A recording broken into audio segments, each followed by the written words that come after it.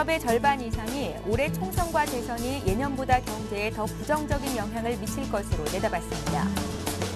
불법 사찰과 관련해 새누리당 내부에서 대통령 하야가 거론되는 등 논란이 심화되고 있습니다. 중앙선거관리위원회는 기획재정부가 각 정당 복지 공약을 비교 분석해 발표한 것은 선거법 위반이라며 선거 중립 의무를 준수하라고 촉구했습니다.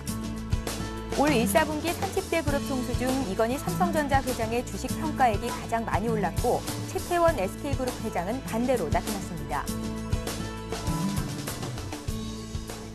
시청자 여러분 안녕하십니까? 센 경제 현장의 최은정입니다. 해외발 악재에 하락 출발했던 코스피 지수가 오늘 반등에 성공했습니다. 코스피는 개인과 기관의 동반 매수에 2028.77의 거래를 마쳤는데요. 김종성 기자 연결해서 자세한 마감 시황 듣겠습니다. 안녕하세요. 안녕하세요. 예, 오전 한때 2000선 아래로 밀려났던 코스피 지수가 반등에 성공했습니다. 마감 시황 자세히 봐주십시오. 네, 코스피 지수는 전날보다 10.16포인트, 0.50% 오른 2028.77의 장을 마쳤습니다. 유로존 채무 위기가 재부각되면서 투자 심리가 악화되며 혼조세를 보였던 증시는 개인이 순매수세로 돌아서고 기관이 매수폭을 키우면서 반등에 성공했습니다. 외국인이 287억 원 순매도에 나선 반면 개인과 기관이 각각 669억 원, 1106억 원어치 순매수에 나섰는데요. 프로그램 매매는 118억 원 매수 우위를 기록했습니다. 업종별로는 음식료, 섬유유복, 철강금속, 기계, 전기전자 등이 올랐고 종이목재, 화학, 의약품, 비금속, 광물 등이 내렸습니다. 시가총액 상위 종목 중에는 삼성전자가 하락 하루 만에 반등했고 현대차, 기아차, 현대모비스 등 자동차주가 3에서 6% 이상 올랐습니다. 이 밖에 하이닉스, KB금융 등이 올랐고 포스코와 현대중공업, LG화학, 신한주주 등은 하락했습니다. 또 NC소프트가 신작 게임 출시 기대감으로 4.73% 올라 사흘 만에 반등했고 코오롱그룹의 섬유 소재 계열사인 코오롱 머티리얼은 상장 첫날 가격 제한폭까지 올랐습니다. 예, 중소벤처기업을 위한 전용 주식시장이 이르면 올해 안에 개설이 될 예정이라고 합니다. 매출액이 17억 원을 넘거나 자기 자본이 5억 원 이상이면 증시에서 자금을 조달할 수 있는 길이 열리게 된 건데요. 자세한 내용 들어보겠습니다. 네, 금융위원회는 창업 중소기업의 자금 조달을 원활히 하기 위해 중소기업 전용 시장을 연내 신설하겠다고 밝혔는데요. 이름은 코넥스, 코리아 뉴 익스체인지라고 붙였습니다. 진웅석 금융위 자문시장국장은 중소기업들은 자금 조달액 가운데 83%를 은행 대출에 의존하고 있어 이자 등 재무적 부담이 큰 상황이라며 잠재력 있는 중소기업이 자금 조달을 쉽게 할 수 있도록 중기 전용 주식시장을 만들게 됐다고 설명했습니다. 금융위는 이를 위해서 코넥스 상장 요건을 코스닥 시장의 3분의 1 수준으로 대폭 완화하기로 했는데요. 코스닥에 상장하려면 연매출 50억 원과 자기 자본 15억 원 요건을 모두 충족해야 합니다. 하지만 코넥스의 경우 매출액 17억 원을 넘거나 자기 자본이 5억 원 이상이면 이 중 한 가지만 충족해도 상장이 가능합니다. 코넥스에 투자할 수 있는 주체는 자본시장법상 전문 투자자들로 분류된 증권사와 펀드, 정책금융기관, 은행, 보험사, 국민연금 등으로 한정했는데요. 다만 중소기업 투자에 전문성이 인정되는 벤처캐피털의 참여를 허용하기로 했고 중소기업 투자 경험이 있는 엔젤 투자자들 참여도 관계부처와 지속적으로 협의하기로 했습니다. 개인은 원칙적으로 펀드를 통한 간접 투자만 허용하고 헤지펀드에 5억 원 이상 투자할 수 있는 개인 투자자의 참여도 허용하기로 했습니다. 예. 중소벤처기업의 자금 조달을 위한 시장이라고는 하지만 일단 시장 활성화가 전제가 돼야 될 것 같습니다. 이를 위해서 정부에서도 기존의 코스피나 코스닥보다는 규제를 좀 완화할 계획이라고 하는데요. 자세히 듣겠습니다. 네, 금융위원회는 전문 투자자들이 참여하는 시장인 만큼 중소벤처기업의 공시부담도 완화해 상장 유지 비용을 줄여주기로 했습니다. 이에 따라서 코넥스 상장 기업은 증권신고서와 분기, 반기 보고서 제출이 면제되고 수시 공시도 횡령 배임 등 주가에 영향을 미치는 중요 사항으로 한정될 것으로 보입니다. 금융위는 이달 중 코넥스 도입을 위한 공청회를 연 뒤에 자본시장법 개정을 위한 입법 절차를 거쳐 연내 시장을 개설한다는 방침인데요. 금융당국은 신속한 시장 조성 추진을 위해서 정책금융기관이나 국민연금 등 연기금의 투자 참여를 유도할 계획입니다. 금융투자회사의 투자은행 역량 강화 차원에서 유망 중소기업에 대한 자기자본 투자 확대를 적극 장려한다는 방침인데요. 또 중소기업 지원을 강화하기 위해 세제 혜택 부여 방안을 관계부처와 협의하기로 했습니다. 금융당국은 코넥스 신설로 중소기업들이 자금 조달이 원활해지는 것은 물론 벤처 캐피털의 투자로 중간 회수 시장이 형성돼서 기업 성장 단계에 따른 자금의 선순환 체계가 구축될 것으로 전망하고 있습니다. 예, 증시 관련 소식 김종성 기자와 함께했습니다. 고맙습니다. 고맙습니다.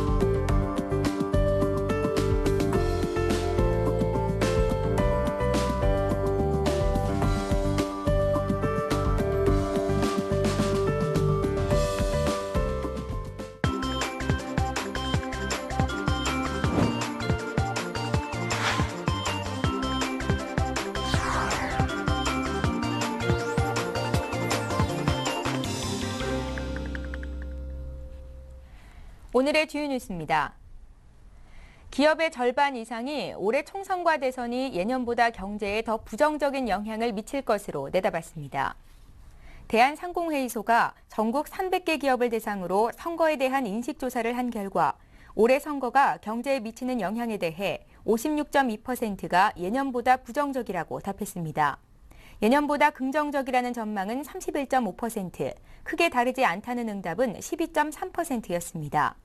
기업들은 선거가 경제에 미치는 부정적인 영향으로 물가 불안을 가장 많이 꼽았고 투자 위축, 금융시장 변동성 확대, 정부 재정 건전성 악화 등이 뒤를 이었습니다.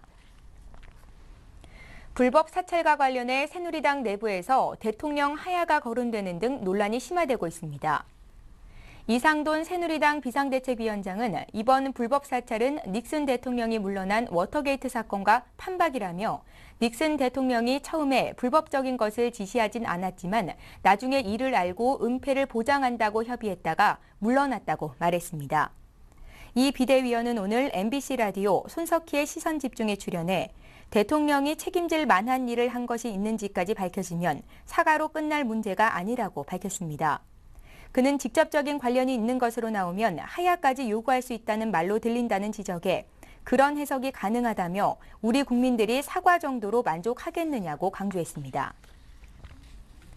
중앙선거관리위원회는 기획재정부가 각 정당 복지 공약을 비교 분석해 언론에 발표한 것은 공직선거법 구조 위반이라며 선거 중립 의무 준수를 공식 촉구했습니다. 선관위가 정부기관을 상대로 선거 중립 의무 준수를 촉구한 것은 이번이 처음입니다. 선관위는 국가기관에는 선거기간, 선거에 영향을 미칠 수 있거나 편파적으로 작용할 수 있는 모든 행동을 최대한으로 자제해야 한다는 의무가 있다고 설명했습니다. 기재부는 이에 대해 선관위의 결정은 아쉽지만 수용하겠다는 입장을 밝혔습니다. 올 1사분기 30대 그룹 총수 중 이건희 삼성전자 회장의 주식 평가액이 가장 많이 올랐고 최태원 SK그룹 회장은 반대로 나타났습니다. 한국 CXO 연구소에 따르면 이 회장의 지난달 말 주식 평가액은 10조 6,500억 원으로 연초보다 1조 7,700억 원가량 늘어났습니다. 삼성전자 주식 가치가 18%, 삼성생명 주가가 23% 상승한 데 따른 겁니다. 반면 최태원 SK 회장은 2조 1,307억 원으로 1,800억 원가량 줄어 조사 대상 총수 중 감소액이 가장 컸습니다. 우리나라 금융시장에 대한 중국 투자가 2015년까지 4배 급증할 것이라는 전망이 나왔습니다. 국제금융센터는 오늘 차이나머니의 글로벌 시장 투자 동향과 전망 보고서에서 앞으로 2, 3년간 우리나라에 유입되는 차이나머니 규모가 현재 약 4억 달러에서 15억 달러 내외에 이를 것이라고 밝혔습니다. 보고서는 국외 투자 확대를 계획하고 있는 중국 정부가 국내 적격기관 투자자 한도를 시가총액의 5%까지 늘리면 전체 투자 허용 규모가 2,293억 달러가 돼 현재보다 크게 늘어날 것으로 전망했습니다. 지난해 우리나라의 국민 총소득 대비 공적 개발 원조 비율이 0.12%로 OECD 국가 중 22위로 나타났습니다. OECD 개발원조위원회는 한국의 지난해 국외 개발 원조 규모가 13억 2천만 달러로 집계됐다고 밝혔습니다. 국민 총소득 대비 비율은 OECD 국가 중 22위로, 규모로는 23개 회원국 중 17위로 전년보다 각각 한 단계씩 올랐습니다. 정부는 올해 국민 총소득 대비 원조 비율을 0.15%로 높이고 오는 2015년까지는 0.25%까지 끌어올릴 계획입니다. 지난해 국내 소비가 부진했음에도 불구하고 명품들은 호황을 누렸는데요. 불황인 가운데도 명품 업체들이 가격을 올렸음에도 판매는 더욱 늘어난 겁니다. 그야말로 한국 명품 홀릭이라고 말할 수가 있겠는데요. 자세한 상황 들어보겠습니다. 조성진 기자 전화 연결해봅니다. 안녕하세요. 네, 안녕하세요. 예, 먼저 지난해 명품 실적이 어땠는지부터 봐주십시오. 네, 지난해 국내 소비가 부진한 가운데서도 명품 브랜드들은 여전히 두 자릿수의 성장세를 기록하면서 호황을 누린 것으로 나타났습니다. 루이비통 코리아는 지난해 전년보다 16.4% 신장해 4,973억 원의 매출을 기록했습니다. 루이비통은 올해 명품업계 최초로 국내 매출 5천억 원을 돌파할 것이 확실시됩니다. 이탈리아 브랜드인 페레가모와 불가리의 성장세도 가파릅니다. 그동안 국내 명품 시장에서는 루이비통과 구찌의 인지도가 가장 높은 편이었지만 이들 브랜드까지 급성장하면서 명품 소비의 저변이 확대되는 모양새인데요. 페레가모는 지난해 전년 대비 18% 신장해서 972억 원의 매출을 기록했습니다. 페레가모는 올해 매출 1천억 원 클럽에 이름을 올릴 것으로 보입니다. 명품업체 가운데 천억 클럽에 가입한 곳은 보석과 시계업체를 제외하면 루이비통과 구찌, 버버리, 프라다 등 4곳뿐입니다. 불가리 코리아는 지난해 전년 대비 33% 증가한 763억 원의 매출을 올렸습니다. 구찌 코리아는 지난해 2,959억 원의 매출을 기록했습니다. 전년보다 8% 신장한 데 그쳐 명품 가운데 유일하게 한 자릿수 성장으로 체면을 구겼습니다. 구찌의 경우는 아울렛 매장 사업을 확대하면서 최상위 소비자들의 브랜드 선호가 떨어졌기 때문으로 분석됩니다. 명품 브랜드들은 지난해에 이어서 올해도 가격을 인상하거나 또 인상할 예정이 돼 있지만 당분간 명품 수요는 꺾이지 않을 것으로 업계 관계자들은 전망하고 있습니다. 예, 명품 업체들이 지난해 가격을 인상했음에도 불구하고 소비자 수요는 더 늘어나는 기현상이 발생을 한 건데요. 명품 업체들 입장에서는 한국 시장을 선호하면서도 한편으로는 또 손쉬운 시장으로 평가할 수도 있을 것 같습니다. 상황이 어떻습니까? 그렇습니다. 그 해외 명품 업체들에게 한국 시장은 시장 경제 법칙이 적용되지 않는 그 말 그대로 파라다이스 시장이라고 볼 수 있습니다. 업체가 원하는 대로 가격을 올려도 제품을 원하는 수요가 끊이지 않기 때문인데요. 일반적으로 가격이 오르면 수요가 줄기 마련인데 국내 명품 시장은 가격이 오를수록 판매가 늘어나는 기현상이 벌어집니다. 심지어 가격 인상이 예고되면 오르기 전에 사재기 열풍까지 불 정도입니다. 패션업계의 한 관계자는 해외 명품 가격이 비싸지면 제품을 사지 않는 것이 돈을 아끼는 일인데 인상 전 가격으로 사면 돈을 버는 것이라는 어떤 상식밖에 생각을 한다고 꼬집었습니다. 예. 명품 업체들이 국내 시장에서 꾸준히 매출 신장세를 보이고 있지만 사회 공헌에는 여전히 인색한 상황이죠. 네, 그렇습니다. 그 루이비통의 지난해 기부금은 2억 1,100만 원으로 전체 매출의 0.04%에 불과했습니다. 구찌는 5,600만 원으로 0.02%, 페레가모는 2,900만 원으로 0.03% 수준에 불과했습니다. 롤렉스는 3,700만 원으로 0.08%였고, 에르메네실도 제냐는 260만 원으로 0.007%에 그쳤습니다. 시실리 코리아와 불가리 코리아는 기부금이 전혀 없었고, 또 한국 롤렉스는 전년보다 200만 원 올린 3,700만 원을 기부하는 데 그쳤습니다. 예, 다소 씁쓸한 소식이었습니다. 생활산업부의 조성진 기자였습니다. 고맙습니다. 네, 감사합니다.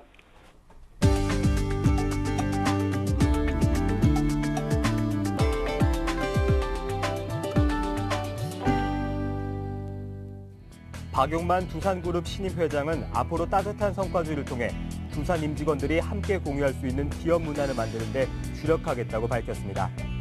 박 회장은 오늘 한 호텔에서 취임 기자회견을 열고 임직원들이 공통된 행동, 사고 가치를 가질 수 있는 기업 문화인 두산 웨이를 정착하는 데 최선을 다하겠다고 밝혔습니다.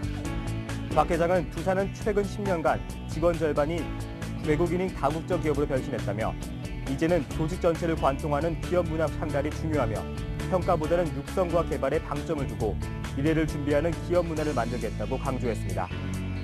40여 건에 달하는 두산의 인수합병을 총지휘해온 박 회장은 M&A 철학에 대해 인수 목적이 분명해야 하며 시장에서 정당한 가격을 주고 사야 한다며 인수 후 기업 가치를 높이는 전략이 중요하고 그에 대한 준비와 실천이 M&A 성패의 열쇠라고 강조했습니다. 하나은행이 외환은행과의 형평성을 고려해 새로운 성과급 선정 방식을 검토합니다.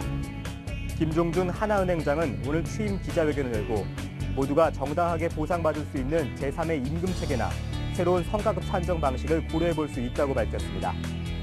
김 행장은 하나은행과 외환은행의 임금체계가 다르면 문제가 생길 수 있다며 직원들이 높은 성과를 내다보면 많은 보상을 받을 수 있도록 개선해 나가겠다고 설명했습니다. 하지만 임금이 직급이나 근속연수 등에 따라 차이가 있지만 생각하는 것만큼 큰 차이는 아니라며 지금 당장 낮은 쪽을 높은 쪽에 맞추기는 어렵다고 선을 그었습니다.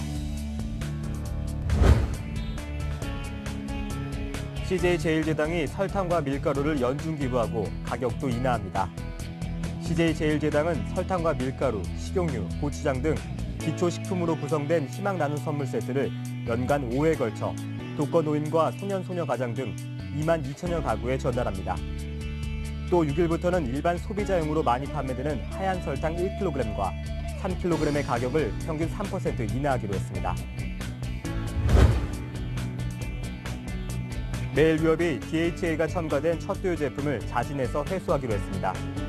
매일유업은 해조류에서 추출한 DHA 성분이 인체에 유해한 것은 아니지만 원료인 해조류가 국내 식품공전에 등록되어 있지 않아 소비자 보호 차원에서 회수를 결정했다고 설명했습니다. 식품공전에 해조류가 등록되어 있지 않은 사실은 해당 DHA를 수입한 수입상이 식품의약품안정청에 문의하는 과정에서 알려졌습니다. 매일유업은 관계기관과 협의를 거쳐 국내 식품공전에 해당 DHA 성분 등록을 추진한 뒤 제품을 재판매할 계획입니다.